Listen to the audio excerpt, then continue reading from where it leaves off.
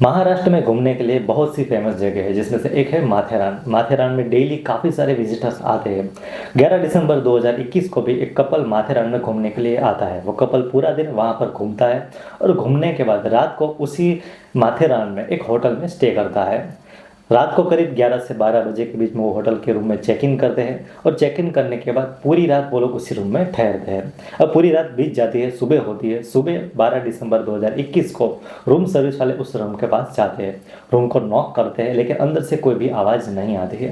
वो लोग सोचते हैं कि हो सकता है कि ये लोग रात को लेट नाइट पार्टी कर कर आए होंगे, जिसकी वजह से थक गए होंगे, तो वो लोग अभी सो रहे हैं तो हम इनको डिस्टर्ब नहीं करते और थोड़ी देर के बाद हम आएंगे, ऐसा सोच के वो वहाँ से चले जाते हैं। अब कुछ घंटे और बीतते हैं, करीब करीब 11 से 12 बज जाता है दोपहर का, लेकिन अभी भी उस रूम से कोई भी बाहर नहीं आता है। तो रूम सर्विस वाले फिर से आते हैं और अब फिर से रूम को नॉक करते हैं, लेकिन अभी भी अंदर से उनको कोई भी रिस्पॉन्स नहीं मिलता है। तो तुरंत ही मैनेजर के पास जाते हैं और पूरी जानकारी देते हैं।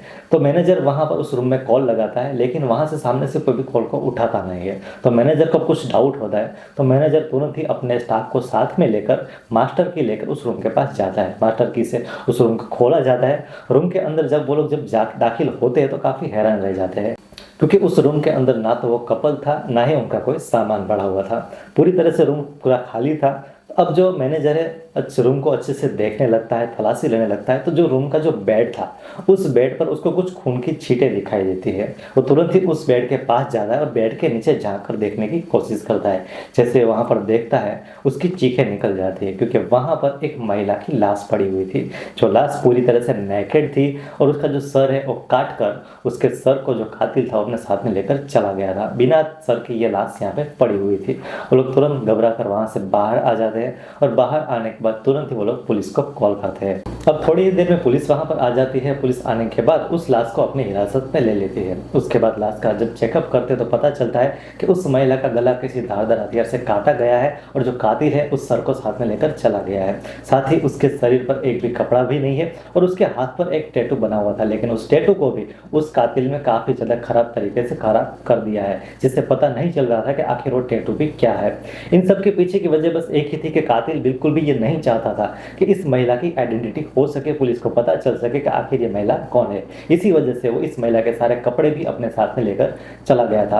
अब पुलिस जब कमरे की तलाशी लेती है, उनको वहां पर कुछ भी नहीं मिलता है, तो तुरंत ही होटल के स्टाफ के पास जाते हैं और उसका चेक इन लिस्ट मांगते हैं। तो वहां पर इन कपल ने अपना नाम अमजद खान और रुबीना बेगम लिखाया हुआ था। साथ ही उन्होंने कुछ एड्रेस भी दिया हुआ था, लेकिन यहाँ पर होटल वालों से एक चूक हुई थी कि उन्होंने इनसे कोई भी आईडी कार्ड, आईडी प्रूफ नहीं मांगा था और उन लोगों ने भी नहीं दिया था। पुलिस को बिल्कुल यहाँ पे समझ आ रहा था कि आखिर इन लोगों ने जो नाम है वो गलत लिखा है, साथ ही जो पता है वो भी फेक ही पता होने वाला है, लेकिन उनके पास और कोई भी चारा नहीं था। इस वजह से वो लोग उस एड्रेस पे जाते हैं। जाने के बाद जब चेक करते हैं तो जैसा उन्होंने सोचा था बिल्कुल वैसा ही निकलता है। वो जो एड्रेस है वो एड्रेस फेक निकलता है। वहाँ पर इस्लाम का कोई भी व्यक्ति वहाँ पर रहता नहीं होता है। तो वो लोग तुरंत ही यहाँ पर वापस आ जाते हैं।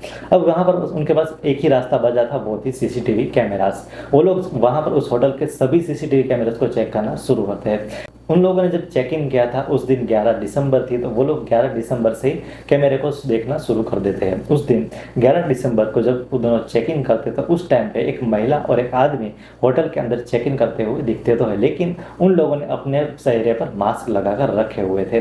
अब वो टाइम जो है 2021 का टाइम था। उस टाइम पे कोरोना भी चल रहा था, जिसकी वजह से किसी को इनके ऊपर शक भी नहीं हुआ था, क्योंकि उस टाइम पे ज़्यादातर लोग अपने चेहरे पर मास्क लगाकर ही रखते थे। लेकिन यहाँ पर इस लड़के ने जो मास्क लगा कर रखा हुआ था कुछ ऐसा मास्क था कि उसका जो पूरा चेहरा है वो ढक जाता था, सिर्फ उसकी आंखें ही दिखती। साथ ही उस महिला ने भी कुछ ऐसा ही मास्क लगाकर रखा हुआ था। इस वजह से पुलिस को उनके बारे में कोई भी जानकारी नहीं मिलती कि आखिर ये कौन है। अब वो लोग फिर सुबह का जो फुटेज है वो देखते हैं 12 दिसंबर का। तो उस टाइम पे सुबह सुबह अर्ली मॉर्निंग पर वो जो लड़का है वो लड़का वहाँ से रूम से बाहर जाता हुआ दिख जाता है, लेकिन उसके साथ वो महिला नहीं होती, लेकिन एक बैग उसके हाथ में जरूर होता है। अब पुलिस बिल्कुल समझ जाती है कि आखिर ये लड़का जो है इस महिला का कत्ल करके जा रहा है, साथ ही इसके हाथ में जो बैग है उस बैग में जरूर से उस महिला का सर होगा।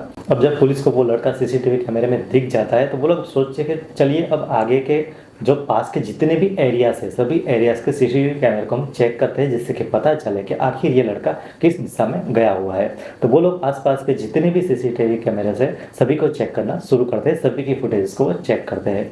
बहुत से सीसीटीवी कैमरे को चेक करने के बाद उनको एक सीसीटीवी कैमरा में फिर से वो लड़का दिख जाता है। वो एक रास्ते पर जाता हुआ दिखता है, जो रास्ता बिल्कुल ही सुनसान था। आगे की तरफ ना तो कोई होटल थी, ना ही बस स्टॉप था, ना ही कोई ऐसी चीज थी जहां पर लोग जा रहे हो। एकदम सुनसान रास्ता वो था, उसी रास्ते पर वो आगे चला जा रहा था, ऐसा उनको दिखाई देता है।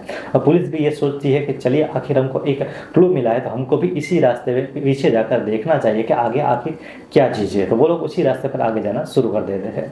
अब जब पुलिस उस रास्ते पर जा रही थी तो वो आसपास के सभी चीज़ों को वो देख रही थी कि कहीं भी उसने उस सर को कहीं पर फेंका तो नहीं है, इस तरह से देखते हुए जा रही थी। अब थोड़ा वो आगे बढ़ते, जैसे थोड़ा आगे जाते तो उनको रास्ते पर आगे एक खाई दिखाई देती है। करीब करीब 200 से 250 फीट गहरी वो खाई थी। पुलिस उस खाई के पास जाते हैं और जाने के बाद नीचे देखते हैं।